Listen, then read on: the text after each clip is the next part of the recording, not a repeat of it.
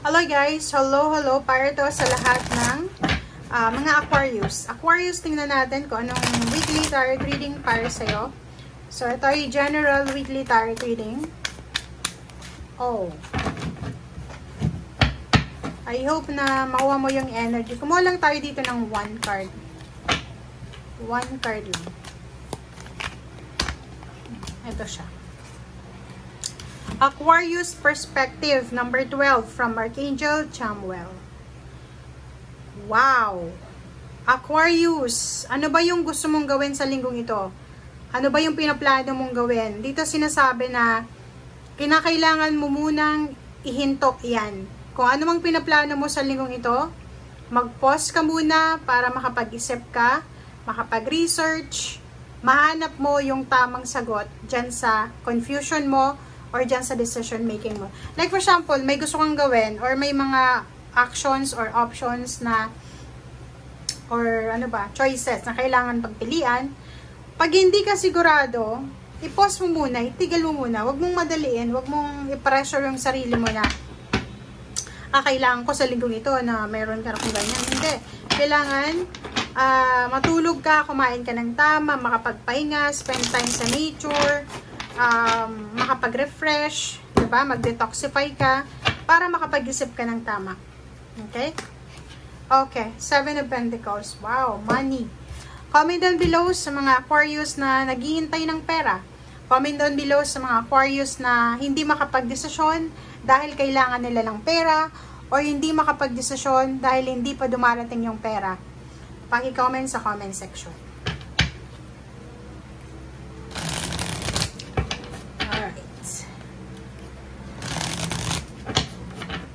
Para to sa lahat ng Aquarius.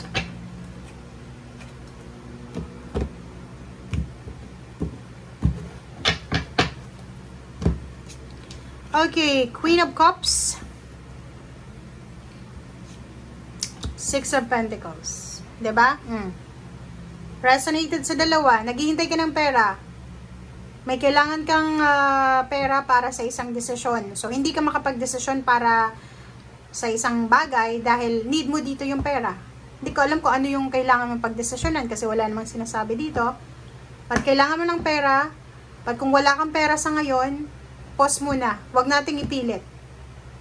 Gusto mong bumili ng bahay, sasakyan? Gusto mong mag-travel, mag-abroad? Gusto mong, ano ba, magpatayo ng bahay? Pause muna kung wala kang pera.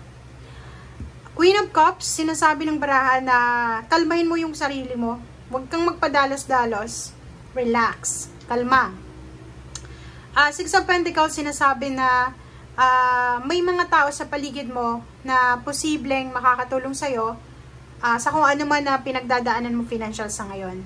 Sinasabi ng baraha, kung may naiisip ka sa ngayon, habang nanonood ka sa akin ngayon, may naisip ka, nangangailangan ka ng pera, may naisip kang isang tao na pwedeng lapitan mo, umutang or amingin ng tulong. Kontakin mo siya as soon as possible after ng reading. Kasi, parang ito ay it's a message from your angels na yung taong yun na maiisip mo habang nagre-read ako ngayon, is siya yung taong pwedeng makatulong sa'yo sa usaping pera. Diba? Wow! So, dito sa barahang to, nakikita ko na Aquarius, congratulations sa'yo kasi may isang balita na posibleng matatanggap ka maybe Wednesday until Sunday or next week. Nakikita ko dito na yung good news na to, napakabilis siya, sudden, okay, immediate, napakabilis, parang kidlat. Pwedeng makatanggap ka ng job offer, may magpapahiram sa'yo, or posibleng may magbabayad sa'yo ng utang, kung may utang sa'yo, okay? Okay. Next card natin is Judgment. Wow! Halimbawa, ikaw ay may, for example,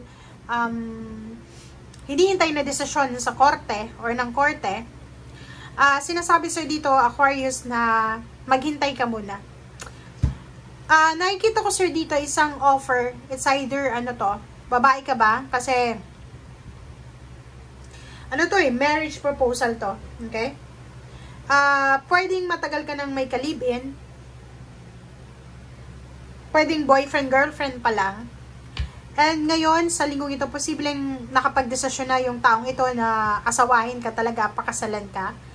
And pwedeng yun ang isa sa mga dahilan kung bakit taapo yung cups mo. Yung sobrang magiging masaya ka. Nakikita ko sa'yo dito na may kailangan kang gawin, may kailangan kang pagdesisyonan kung talagang gusto mong maging masaya sa buhay. Gusto mong maging masaya, maligaya, maging kontento, maging free. Oh, wow. Okay, wow. So, doon naman sa mga Aquarius na naghihintay kayo ng it's either promotion, salary increase, it's either naghihintay ka, ang tagal mo nang naghihintay sa kontrata, papuntang Taiwan, Korea, Japan, America, Canada, or kung saan ka man papunta. Sinasabi ng baraha sa'yo dito na huwag kang masyadong mag-alala kasi on the way na, parating na yung stability and balance sa buhay mo. Nakikita ko sa'yo dito na posibleng isang unexpected news tungkol sa, like for example, may mga binyagan, kasalan, yun nga, may mga imbitasyon para sa isang selebrasyon. And pwedeng isa sa mga dahilan dito kung bakit ka sobrang masaya is dahil sa yung asawa mo ay na-promote, tumaas yung posisyon sa trabaho, yung sweldo, yung asawa mo, yung boyfriend, girlfriend mo, nag-a-apply ng trabaho sa ibang bansa, pwedeng nakatanggap na sila ng confirmation, na ready na sila para sa contract signing or anything. So, dito sinasabi sa usaping pera, posibleng wala ka namang masyadong poproblemahin sa mga susunod na araw. Sa usaping trabaho, nakikita ko share dito na kung may mga kailangan kang tulong, like hindi mo masyadong magawa yung trabaho mo, may mga tao dyan sa paligid mo, itong 6 of Pentacles, may mga tao dyan na pwede kang tulungan or willing ka nilang tulungan sa kung ano man na kailangan mo. Okay? Nakikita ko sa'yo dito, makakatanggap ka ng isang balita na pwedeng hindi naman connected sa'yo, like pwedeng connected sa pinsan mo, sa kakilala mo, or pwedeng sa kaaway mo. Okay? Like for example, may best friend ka, nag-chat kayo, ang message na dadalhin niya sa'yo is, huy, alam mo ba, yung kaaway mo, ngayon ay may pinagdadaanan siyang problema. Alam mo ba, yung kaaway mo, ganyan, ganito. So, nakikita ko, yun yung isa sa pwedeng maging dahilan kung bakit ka magiging masaya. Kasi, may natanggap ka na balita na, hindi sa pagiging bad, pero medyo kontento ka sa balitang ito. So, comment down below if you resonated. Bye!